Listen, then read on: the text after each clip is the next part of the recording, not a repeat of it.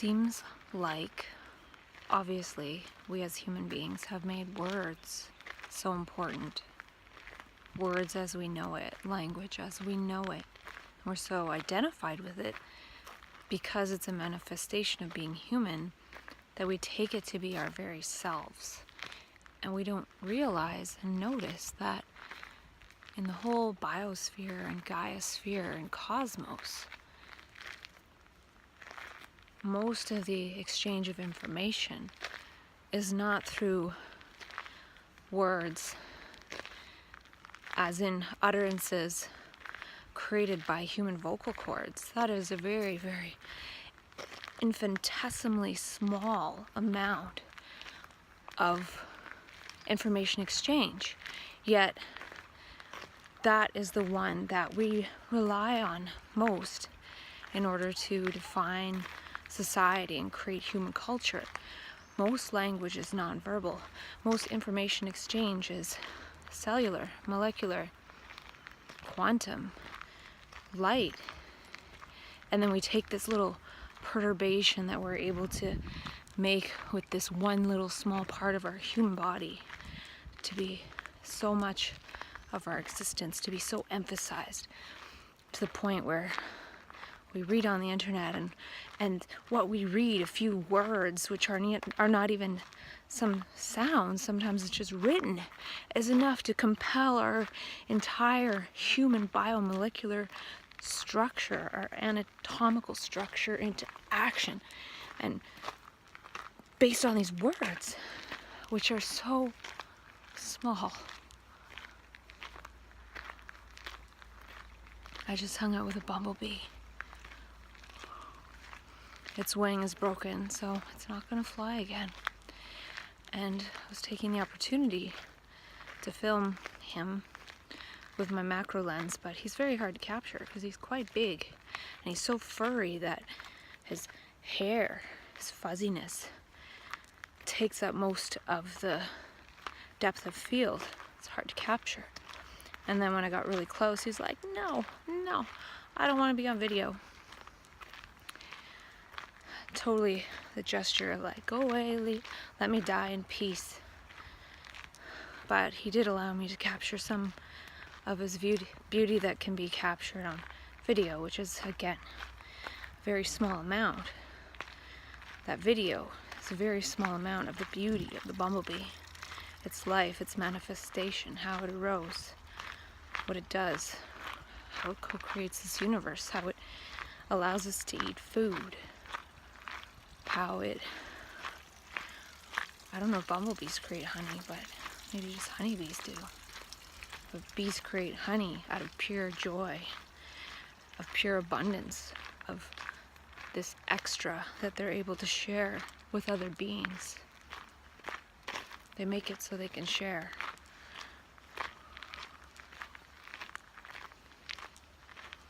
And I remember when I was first connected to these quantum states of consciousness 7 years ago, I kept seeing honeycombs everywhere, like the patterns on walls, and wherever I looked, it was that pattern.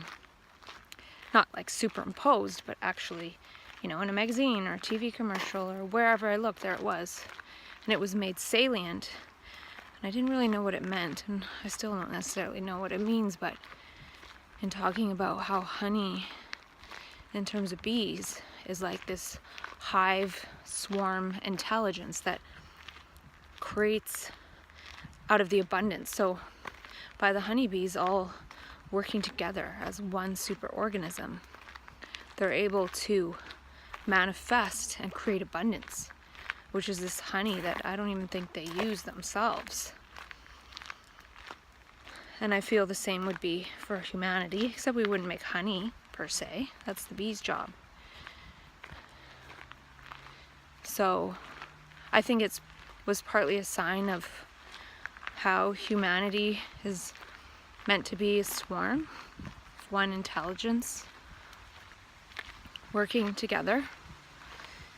And also that honey is perhaps a representation of pure joy, the pure joy of creating in abundance without attachment to the fruits of one's labor. Like the honeybees aren't really attached to the honey because they don't utilize it themselves per se.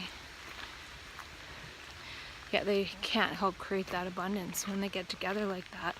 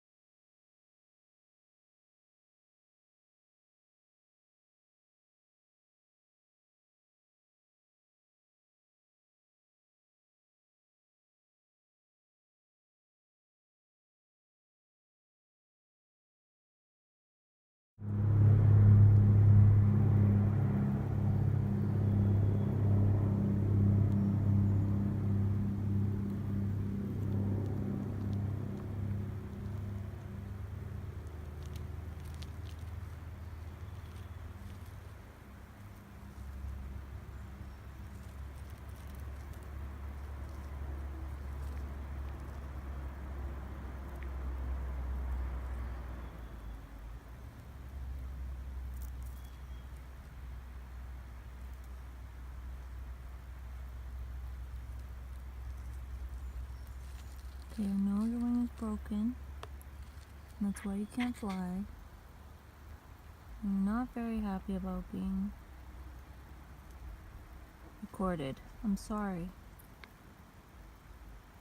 But you're really beautiful. Even if you're a little bit... okay, I get it. I get it, I'm sorry. And I do feel, and I've talked about a lot of this before, and I don't want to repeat myself per se, but feel like understanding a little bit better, perhaps. And I talked about how it's important for us to understand these things. People who get in touch with this light, or the light gets in touch with them. The light touches us and makes us less dense. And then we sort of become magnets in a way, because we can see so much. So the human brain is seeing through our eyes. The human brain is seeing through our eyes, not me as individual self seeing through my eyes. The whole of humanity is seeing through one's eyes. But then what happens, because we become sort of magnetic, is when we have fear, which lowers vibration, and then as a result creates like a wave, shock wave of trauma, pain, ego stuff, such that might plant seeds, kind of like a dandelion seed gone to seed. Seeds of the ego fall over the human manifestation, the human world again. So the fear comes in. And then we're magnets. We have a lot of people around us. We have, doctors and psychiatrists and clinicians. All these people who have invested years in their schooling are paying attention to us. And, that is years of people's lives going into that kind of training to pay attention to us in that way. But I feel if we understood things differently, we wouldn't be speaking of symptoms, we'd be speaking of what we can see. Not seeing things, but insight. Speaking those insights. And then people may or may not come around to listen. And that's the thing, people don't want to hear this stuff. And then that's why we sort of trip all over insight and end up falling back into old ways of functioning. Because it is challenging to be alone with this.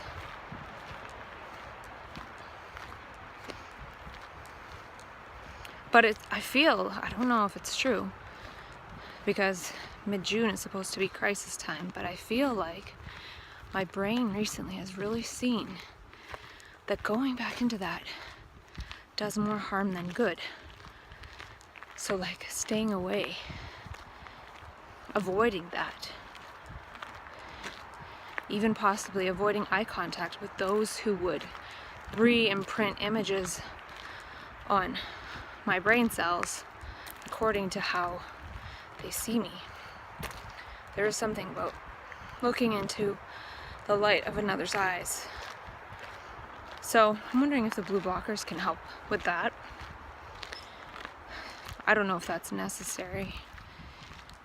Maybe it's a temporary necessity. Maybe it's a gesture. Maybe it's not really the physical mechanism of having blue blocking glasses on, but the gesture of keep the light in your eyes, your images, the holograms coming out of your brain of this being that you would want me to fall in line with and dance with in order to confirm the continuity of acting according to conditioning. Keep those to yourself.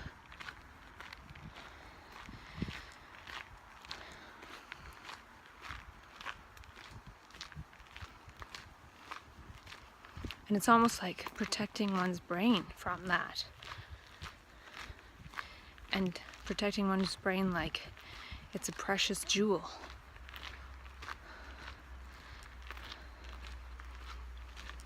But at the same time, it's okay if one falls back into it, because it only takes one flash to step out of it. It doesn't take time. It usually appears to manifest that way because it's more comfortable for other people to see someone crash down and then slowly put themselves back together.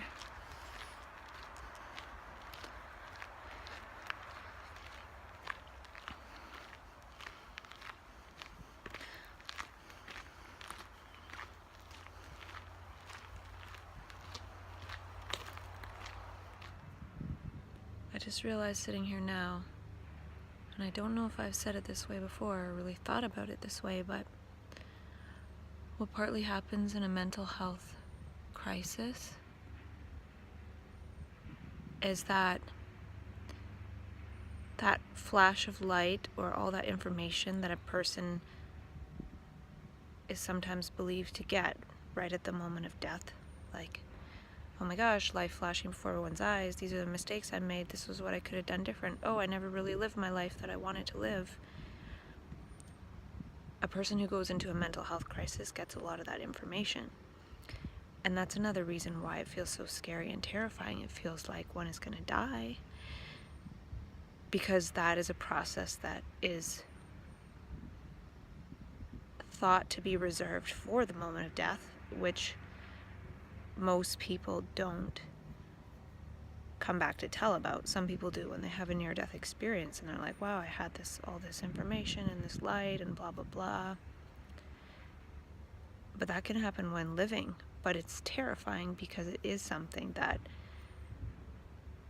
is entangled with physical death. So one feels like, because it's happening, that physical death is impending. But it isn't necessarily in the whole mental health crisis aspect.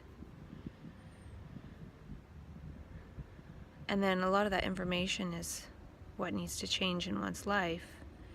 But since one goes into lower and lower states of consciousness, to get to that state of fear and terror of death. And that's the other thing, that when one gets to that state of fear, of terror and death, one can see so clearly what one has missed out on. Because it's like fighting for one's life. And then life gives all these messages about what to do differently, what to change, how to change the world, blah, blah, blah. But then one doesn't physically die, but often one is incapacitated functionally from society, which makes sense because one was given all this information and one doesn't know what to do with it, and one can't personally carry it out by oneself. But if others realized that a person went into a visionary near-death state and communicated with them, it's like, what did you see? What were the messages? What needs to change? And be in dialogue and listen. That might be a function of people who go into those states. And then eventually one can regain functionality in the context of the totality of the messages that one received. One would have a role in that would become apparent at some point. But what really happens now is that people are seen as non-functional, having no function, given the scraps, and hope to fit back into the society that is already here as it is now. And the point of these states is to give people information that we need in order to change things. And the information is so vast and wide, it is incapacitating, and it's meant to incapacitate because otherwise we would go back to functioning as we were before, and the whole point is to not go back and do that. So I'm asking the universe to give me some song lyrics along with these other insights, and I wrote down a bunch of pretty out there ones today, but I got this download of the beginning of a song that goes something like, if this world has not yet made you mad, it's a sure sign that you're insane. The ring of thoughts that rule your life, but be sure there is a different game. The game of the heart, heart, heart, heart, heart, heart, heart, heart, heart, heart. The game of the heart, heart, heart, heart, heart, heart, heart, heart, heart, heart. The songs of nature are your nature, but you've been programmed to noise. Wake up, you don't know you're sleeping when thoughts are creeping. See, there is another choice. The game of the heart, heart, heart, heart, heart, heart, heart, heart, heart, heart. The game of the heart, heart, heart, heart, heart, heart, heart, heart, heart, heart.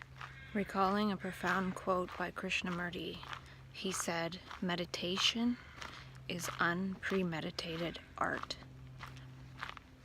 And then it came to mind, unpremedicated heart.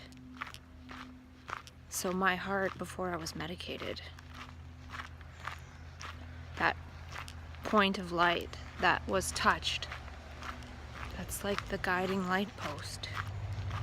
And it seems that as one walks through the forest, one can, there was thinking of it in terms of harvesting light, but I don't think it's harvesting, as in harvesting a crop, because a crop would imply that it's there for everyone to enjoy. It's sort of like the finished product that one can hand off to someone, they can eat it. But I think it's more like picking the seeds, or I don't know if it's correct to say harvesting the seeds, but picking seeds of light. And one has all these different seeds of light, and one doesn't know where to plant them. One could plant them in a book, one could plant them in lyrics, one could give them to somebody else to plant. And I think, I don't even know, so it doesn't really matter either. It lights. All this stuff is embedded in language. Like what matters to me? Well, what lights to me? What enlightens me? And then I was even thinking of the term the masses, as in mass, matter, weight. This is for the lights. We all have a light.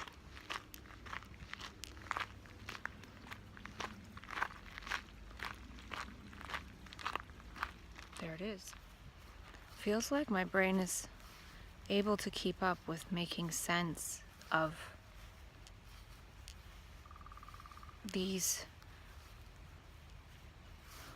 punctuated times of having a different sense of how life works.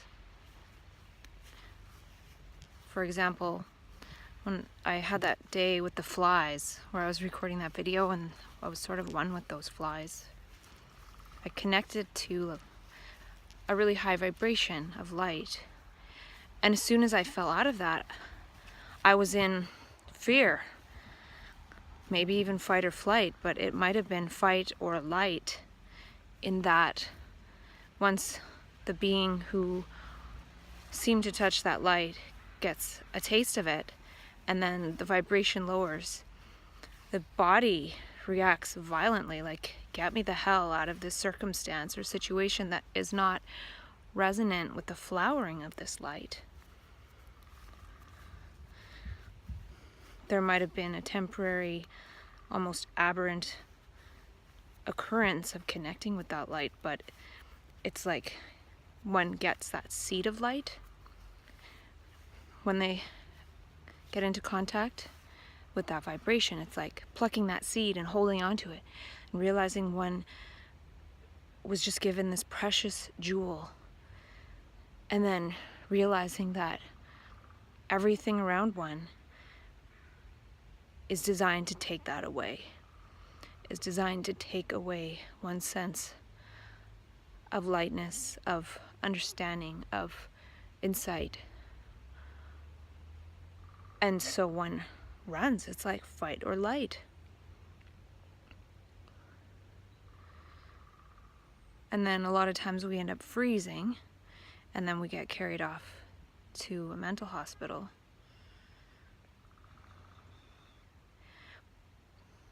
But I can see that as a sort of intelligent process now, as opposed to like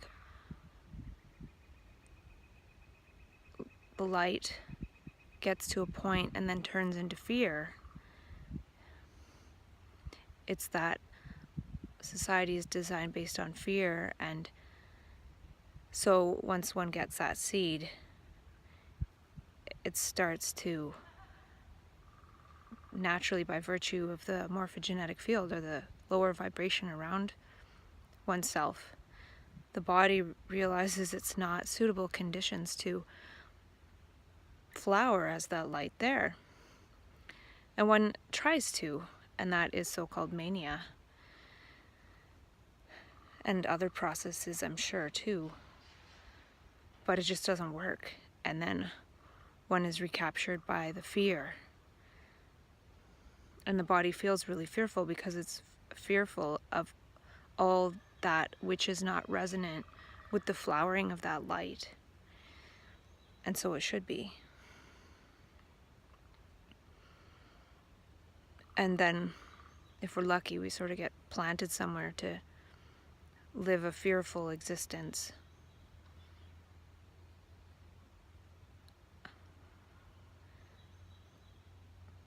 But if we can see that conditions aren't suitable to be that light, then perhaps we can find suitable conditions.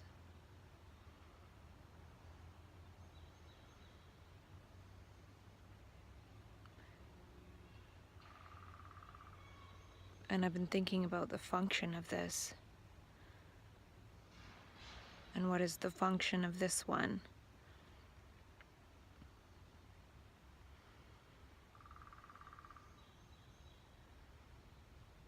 Perhaps give away seeds of light?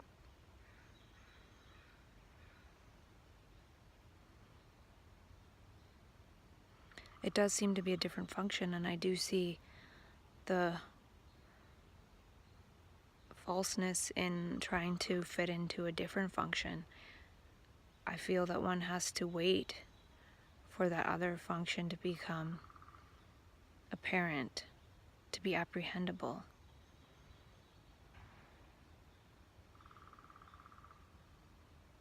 Even today, sitting connected to the earth, laying there, I didn't wake up feeling the greatest, but I got to the park, laid there, and then I wrote down a bunch of insights in my notebook. So perhaps being connected to the earth brings that about.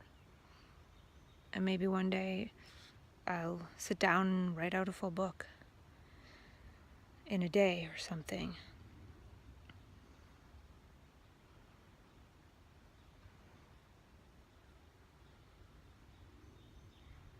But if one sees oneself as a seed of light and sees that that light is life itself, and anything that would seek to limit that cannot be a flower of light, but is assimilation into thought. I'm not sure. I'm gonna go buy some carrots, have carrots and hummus and olives with garlic stuffed in them, and maybe I'll get to talking about some of these insights at some point that I wrote down. But I did notice that I like notebooks with a hard cover, and I never knew that before, because then I can write anywhere without a table. Didn't know this. All this time I've been writing in notebooks with a soft cover. So yeah, tomorrow I have a dentist appointment, and I was looking at my calendar and things should possibly run pretty smoothly for the first half of this month or more, and then planning to go away on a trip and packing for that. Packing to stay longer, perhaps, if that is a more suitable environment. And I will continue to spend as much time as I can outdoors as possible. I think it's really helpful. Nature is so sane.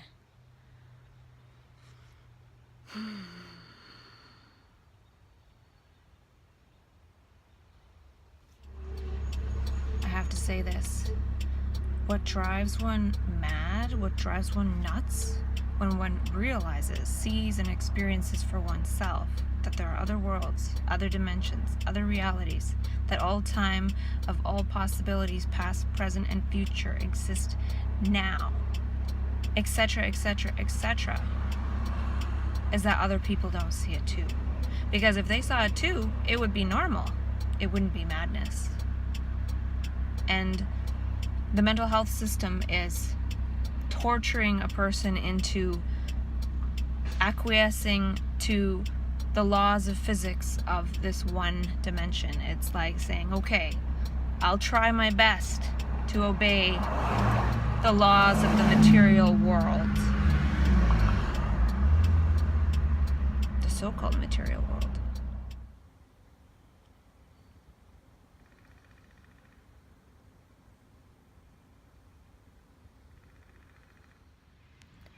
Something I've noticed is that in the last week, I've spent quite a bit of time connected to the earth with my feet in the grass, and I haven't really been wearing deodorant, and I don't smell nearly as bad, even though it's quite warm outside. So I'm thinking that absorbing the earth's energy helps with body odor, and if it's helping with body odor, it must be helping with a lot of other things at the same time.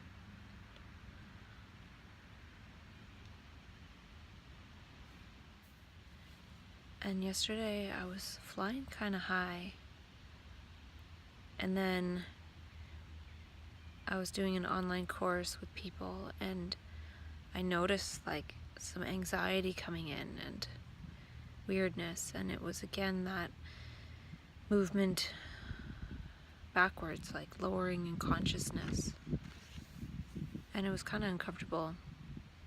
And there was some I don't know if it's anxiety, but it's just like body sensations of speeding up and slowing down in consciousness. And consciousness can go up and down and speed up and slow down quite quickly because it's very subtle yet fundamental, and it's more based on vibration. So I would think of it sort of like riding an amusement park ride.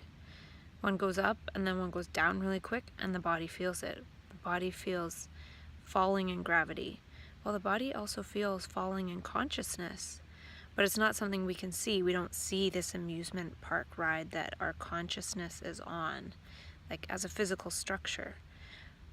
But with the sensations in the body of feeling like one goes into consciousness and higher levels and eternity, and the symptom of that, or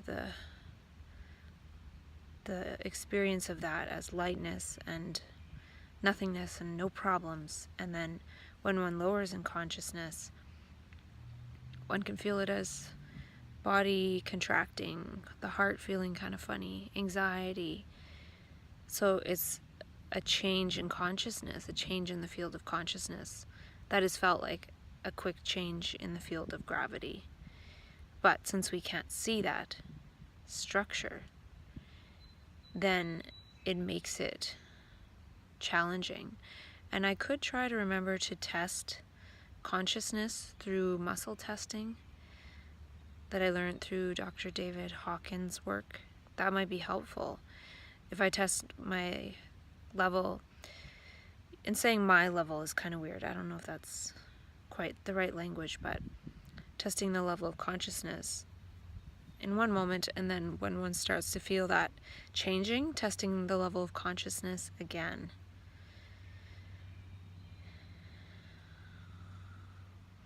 Because I feel people with omnipolar energy can experience rapid changes in consciousness, like being on a roller coaster ride in consciousness, whereas other people are more like on a tram ride, going around in nice circles where you don't really feel too much of the effects on the body.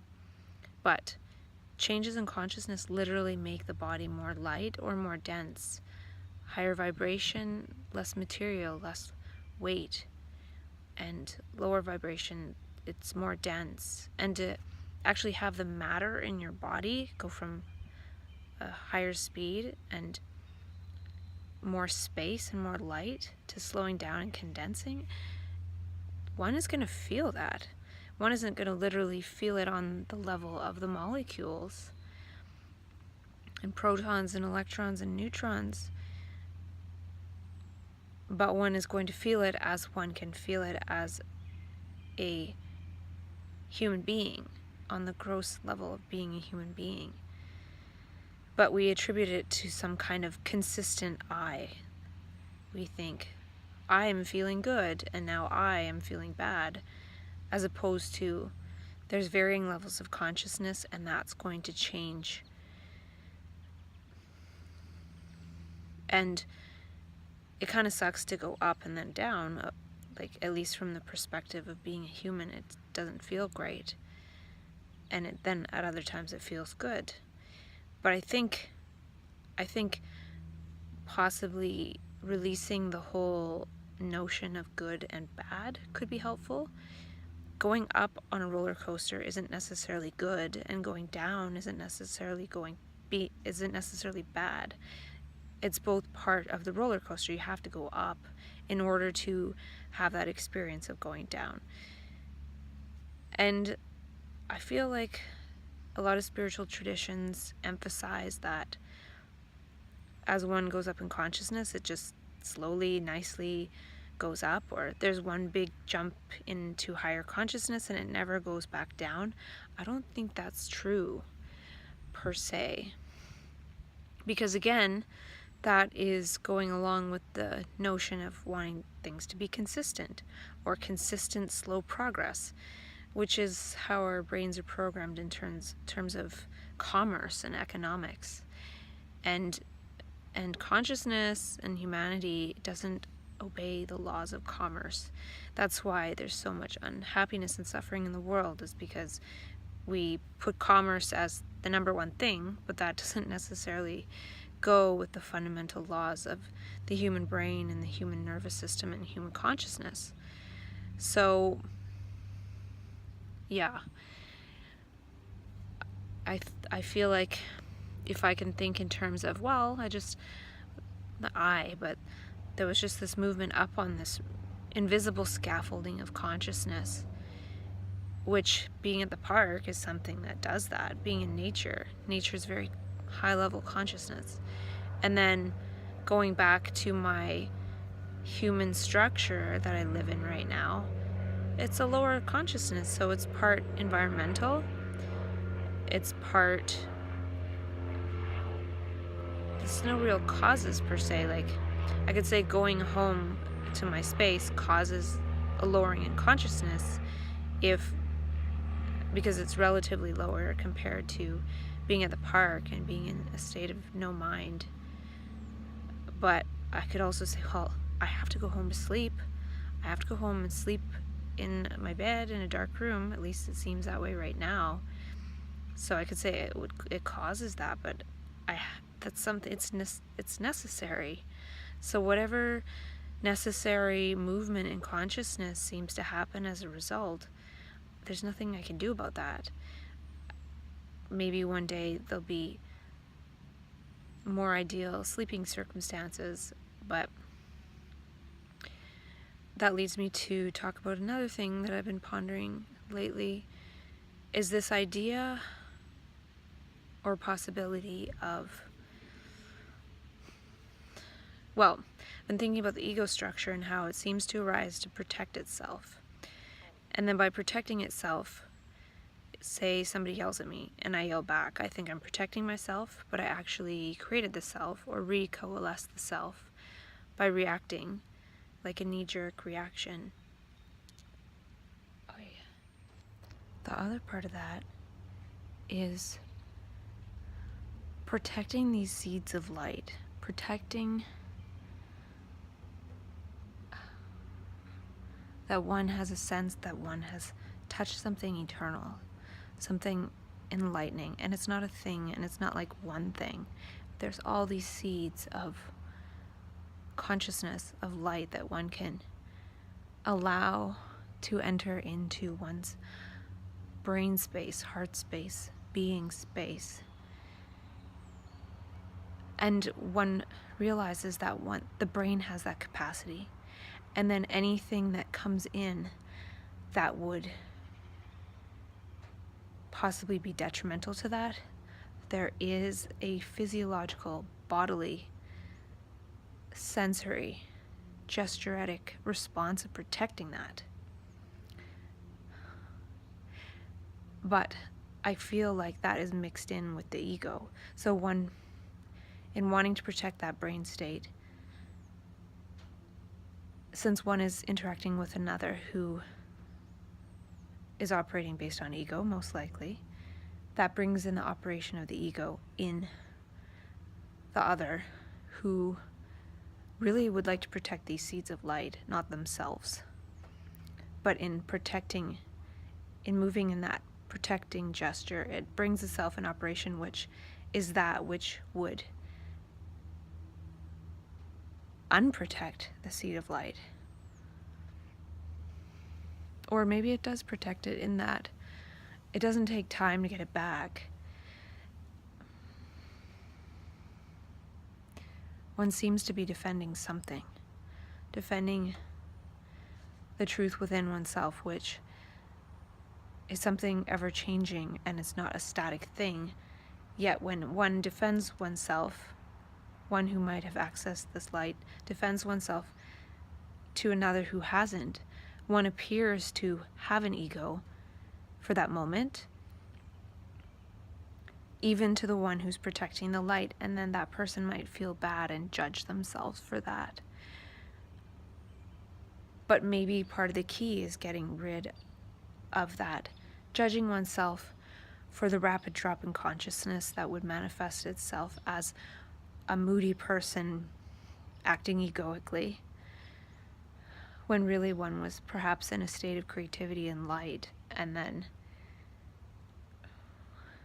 in order to protect that state, one does manifest as an ego to another ego in order to protect that light, because the other ego wouldn't understand the light. So imagine if I had those seeds of light and I was in a creative space and someone knocks on my door and they're like, rah, rah, rah, rah, rah, and I go, blah. If I was to be like, oh, and in the light, they'd probably be like, whoa, what the hell? You're not being yourself. People are more comfortable with like a violent retort to violence than they are to a state of light that's beyond all that. So it is perhaps protecting the other from having to change. So we change rapidly from creative energy, higher consciousness, states of light and beauty, and rapidly come down lower in speed to protect that seed of light, to protect the other, because they don't want to know. They don't want to listen. They want to think we're crazy people. So there's so many layers to that. And I don't know if it's true, but I'm wondering, as I'm talking about it, if it would be possible for this one to be okay with these rapid decelerations, because it can't necessarily be otherwise. Whereas if one day this one is in a space and environment where those rapid decelerations aren't supposedly necessary, then the seed of light can just flower and continue to flower and flower and flower. Because the thing is, if one has access to seeds of light and those seeds get planted in the being and their environment, everyone has to change. Everyone has to start acting in accordance with this light, this intelligence. People don't want to, in general.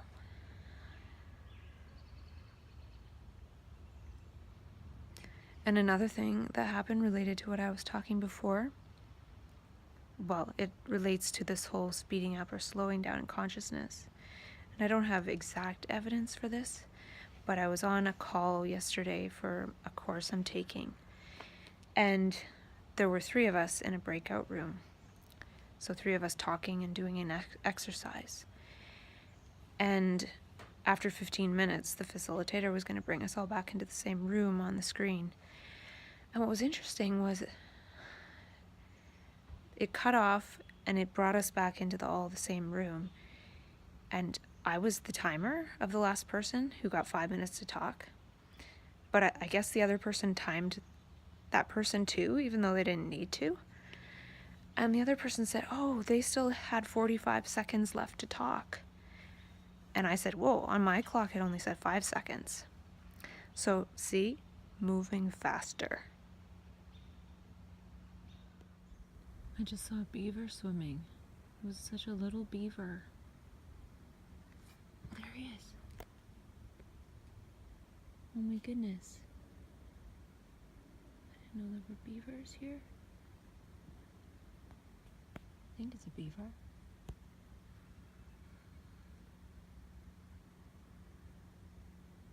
Come on out.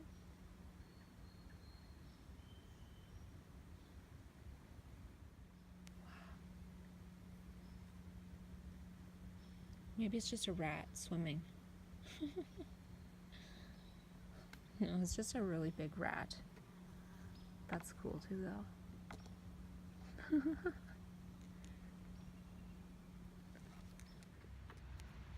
I made a note on my phone that I can throw out seeds, but I can't tend the garden.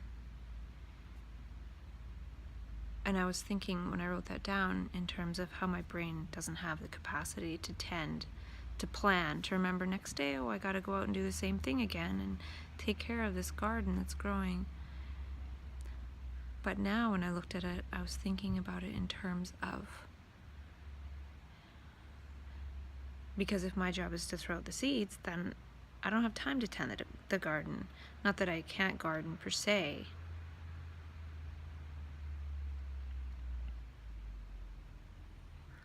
My job is to keep throwing out the seeds. I don't know if that's true, but I find it easier to pick out seeds than to plan out a garden, because I don't know what the plan is. I think the plan is when other people start to pick up on the seeds. Because in the past I've had like visions and things, and that doesn't really work. Because if you tell someone the vision, then that becomes a pattern. That's the same as saying, let's all be communist, that's going to fix it. Or let's all be this, that's going to fix it. But I think in seeing that we are one humanity, that we're one human swarm, we'll create something else, and you don't really need to know what it is. We figure it out together when we're acting in togetherness. So I wonder if since now I seem to be getting a bit of a handle on this up and down and navigating some of it with the help of remedies and supplements, if I can go back to talking about insight.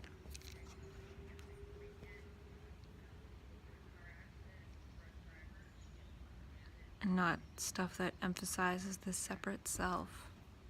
I don't know.